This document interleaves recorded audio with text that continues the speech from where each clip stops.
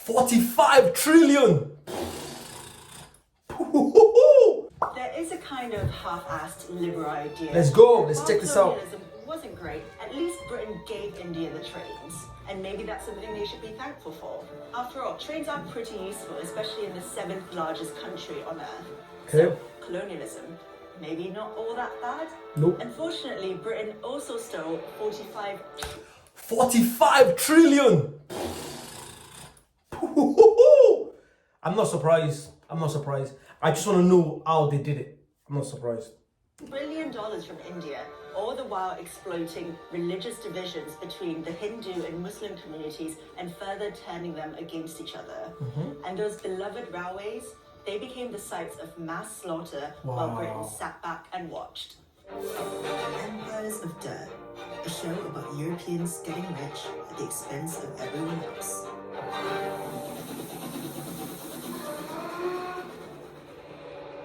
Let's see.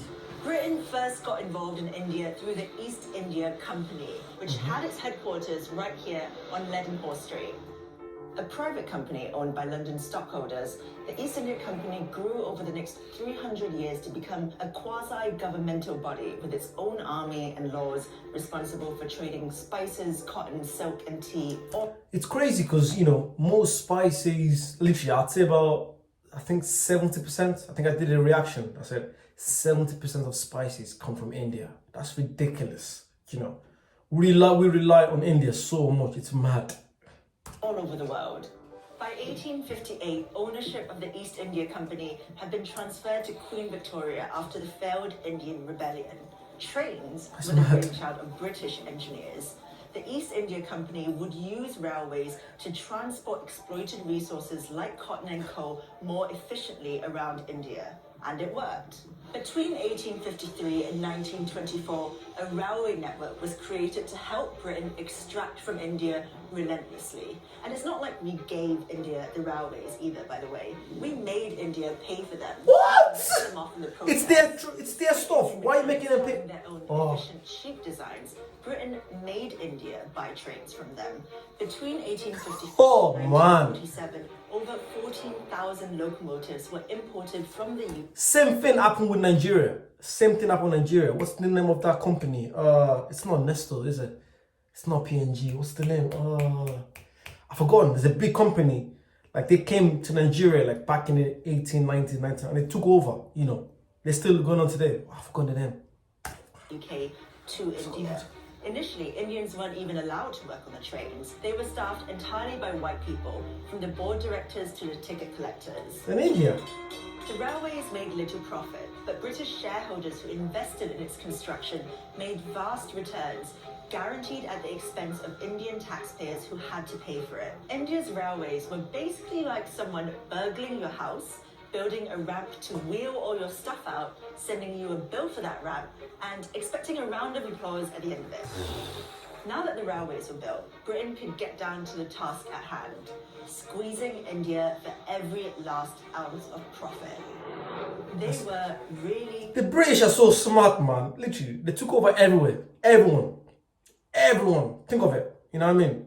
Africa, Asia. No, they tried someplace in Europe. Not America. Not America. They were in charge of Canada for a while, weren't they? Yeah, they just everywhere. Good at it. In the 1600s, when the East India Company was established, Britain accounted for less than 2% of the world's GDP, while India accounted for almost a quarter of it. By the 18th century, Britain had become one of the most powerful empires in the world, while the prosperity of the Mughal Empire was fading fast. Britain relentlessly squeezed India for every last bit of resource for its own uses. That's crazy. In 1943, up to 4 million Bengalis starved to death, Wow. partly because their food was diverted towards British... That's what?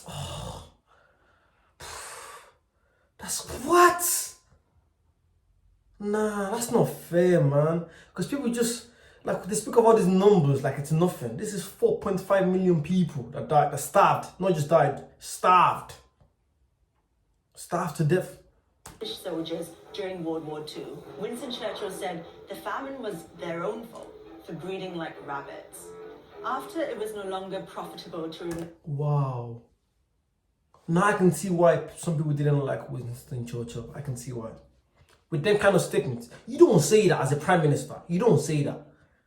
In India, and after receiving huge pressure from the Indian independence movement, the British finally left in 1947. Before they went, they split the country into two: Hindu-majority India and Muslim-majority Pakistan, in an act that became known as partition. But in their haste to get out of the country, British diplomats arranged a shoddy partition agreement that ignored the fact there would be interreligious conflict. That's crazy. Cyril Radcliffe, the And it's still going on till today, you know. It's mad. It's still going on till today. British lawyer assigned to draw the borders of Pakistan and India, was given 40 days to do it. After To draw the border. Would you not let someone that's from the country do it? partition, millions of Muslims trekked to Pakistan and what is now known as Bangladesh, while Indians and Sikhs headed the other way. Violence between Pakistan and India ensued. Within a year of the British leaving, 15 million people were displaced, and between 1 and 2 million people were dead. Trains became the sites for mass murder during the migration.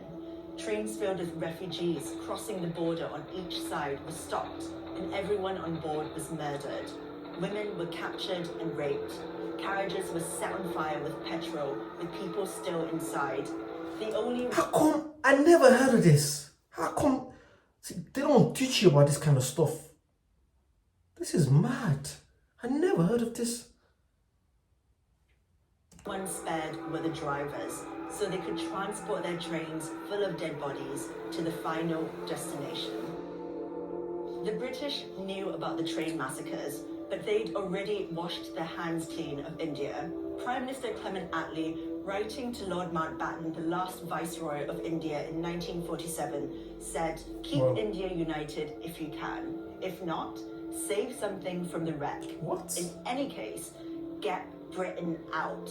Despite all this, the 4 million starved to death, the careless partition, the $45 trillion they stole from the Indian people. This is sad, man. Many don't think So that the British sad. did anything wrong in India. A YouGov poll in 2014 found that 59% of respondents thought the British Empire was something to be proud of, and only 19% were ashamed of its misdeeds. Trains, cricket, empire. What could possibly be wrong with that?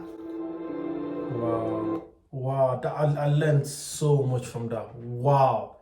The fact, I feel like one of my biggest, the biggest shocks from that was knowing about 4.5 million people that died when they did the old partition. I never knew that.